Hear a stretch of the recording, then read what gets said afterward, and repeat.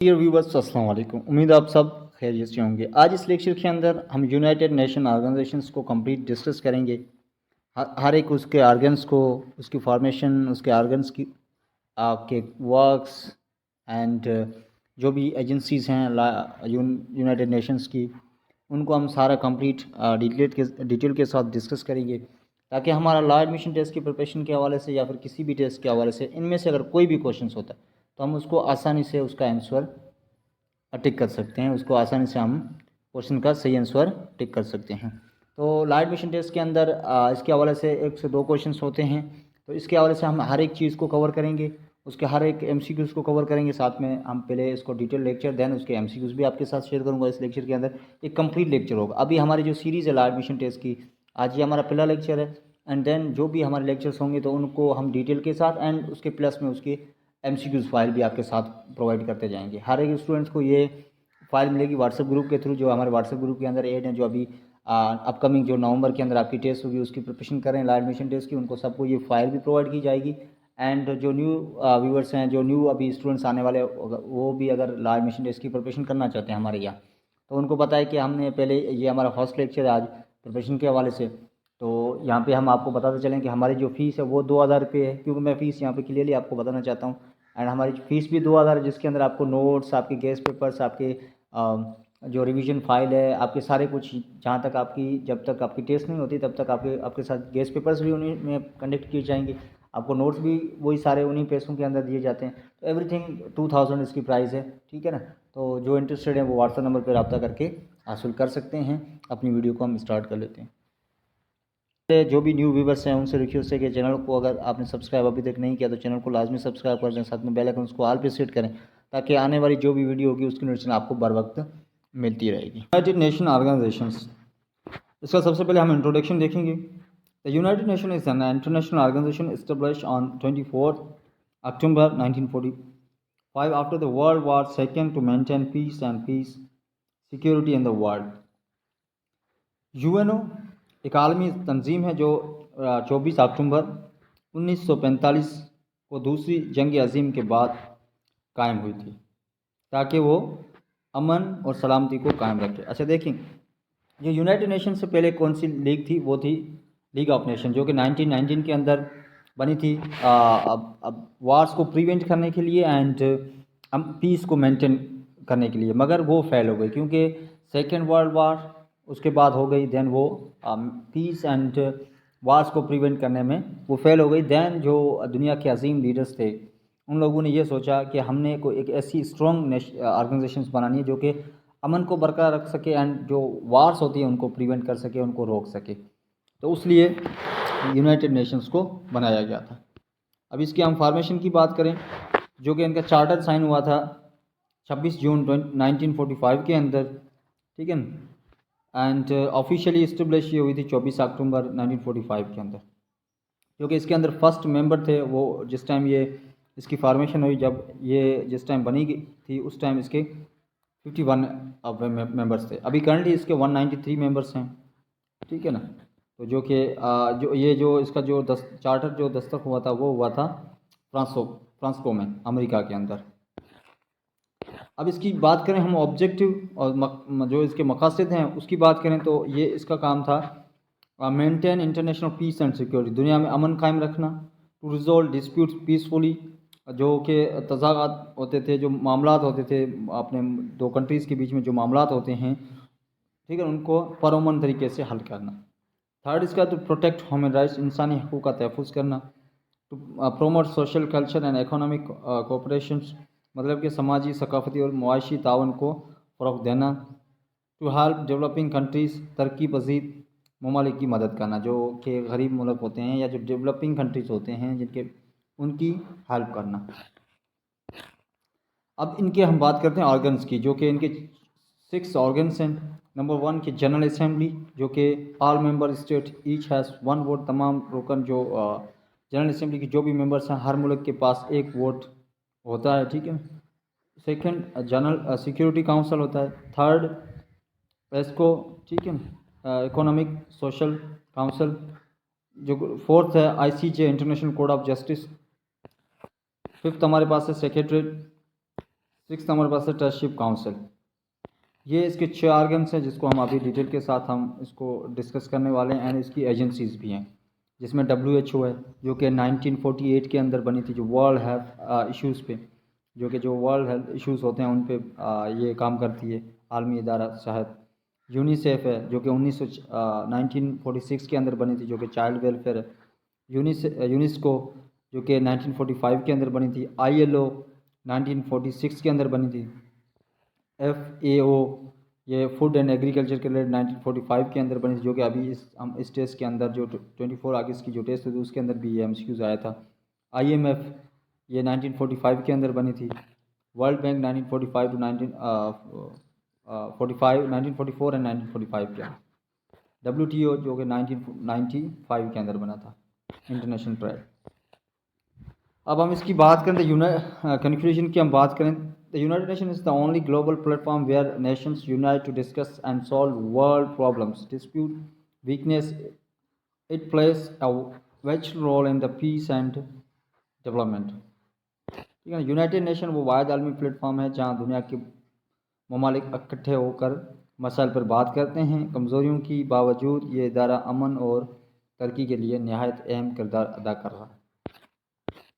अब हम इनकी आर्गन्स की डिटेल के साथ अगर हम डिस्कस करें तो सबसे पहला हमारा जो आर्गन है वो general assembly. The general assembly is the main deliberative body of the United Nations. All 193 members state are represented. Each country has a one vote regardless of size or power. Meets 1 year September in New York, decide on budget, new members and general policy sort। ठीक है ना। तो general assembly है, इसमें तमाम 193 रुकन ममालिक शामिल हैं। हर मुल्क के पास एक वोट होता है, चाहे वो छोटा हो या बड़ा हो। ठीक है, मुल्क चाहे छोटा हो चाहे बड़ा हो, उसको एक वोट देने का हक है। यह हर साल सितंबर में न्यूयॉर्क में इजलास करती है। बजट नए ममालिक की रुकनीत और पॉलिसी पे फैसले करती है। सेकेंड हमारे पास है security council, responsible for maintaining international peace and security. इसके अंदर टोटल 15 मेंबर्स होते हैं, जो कि 5 permanent and 10 non permanent members होते हैं, जो कि 2 साल के लिए इनको इलेक्ट किया जाता है।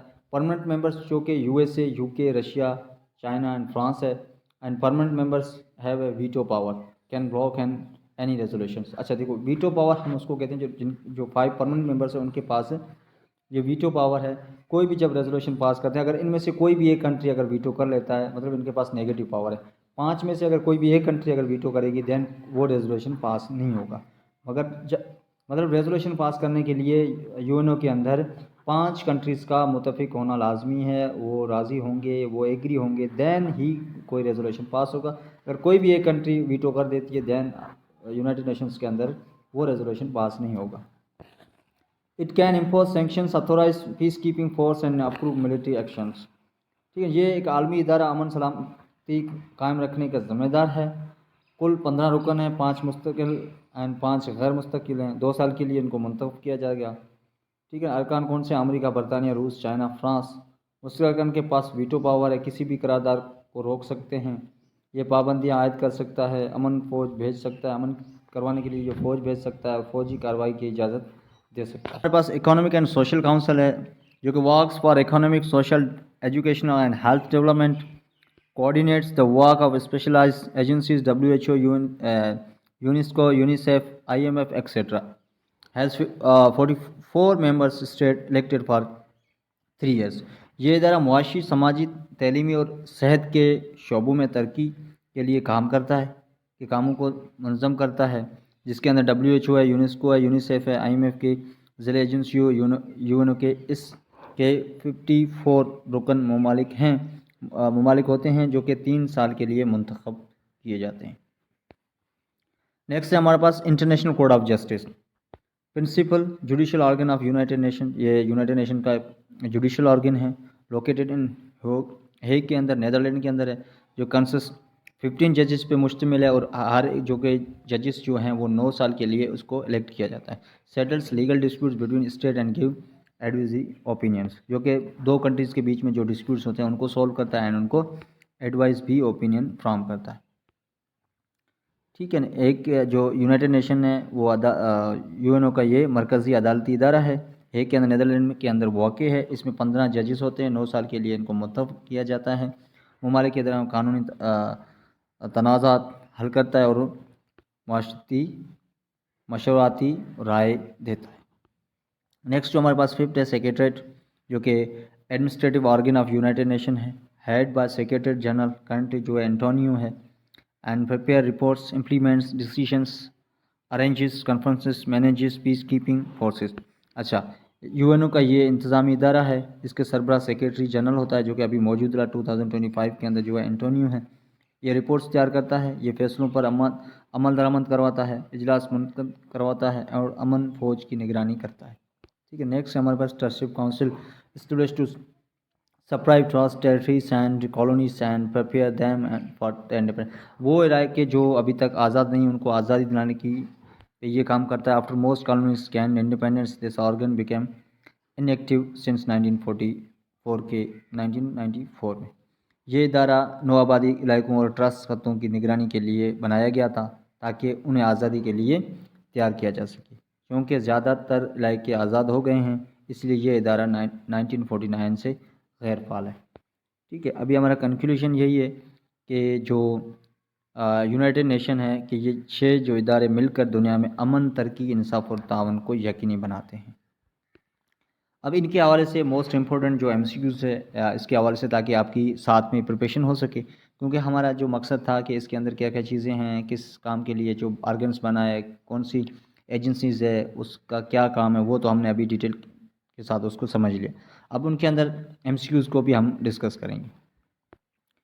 How many members state are in the United general assembly. UN general assembly के अंदर 193 मेंबर्स हैं। ठीक है।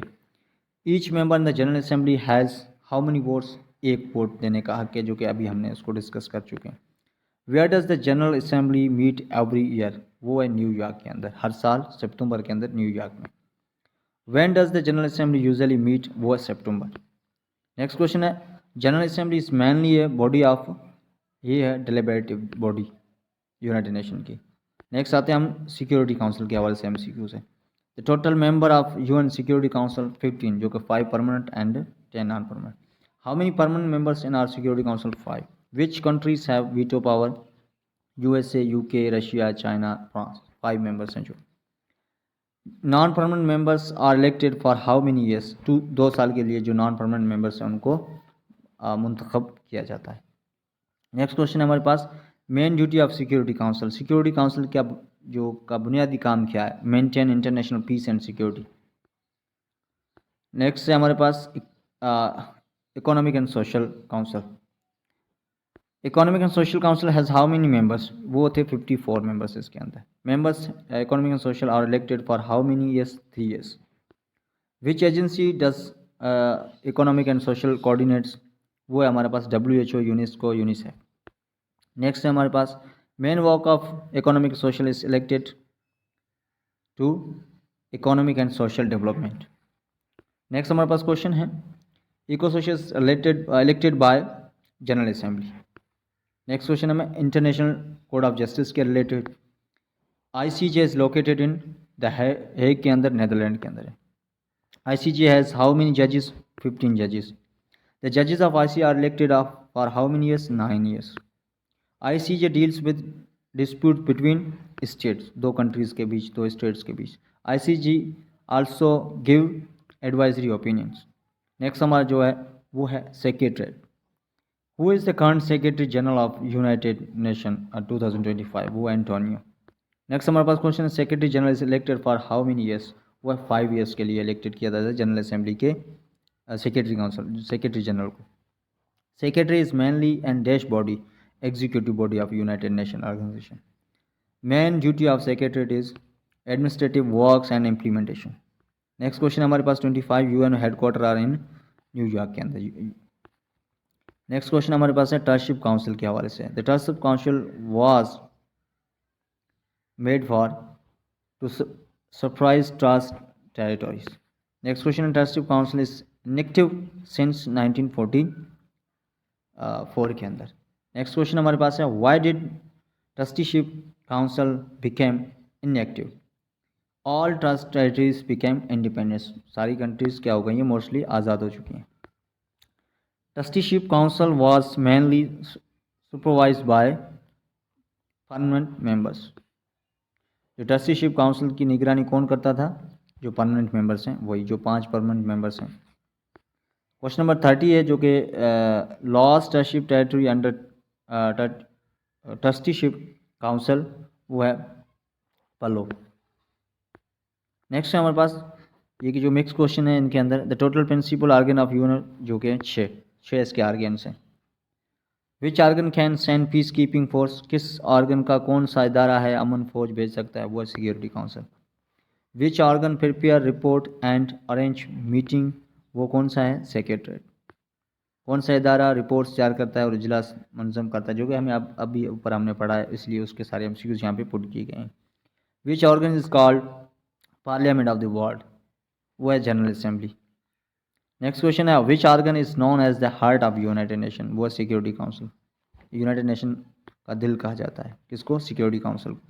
नेक्स्ट क्वेश्चन है president of general assembly is elected for how many long, 1 साल के लिए जनरल असेंबली का सदर को मुंतखब किया जाता है।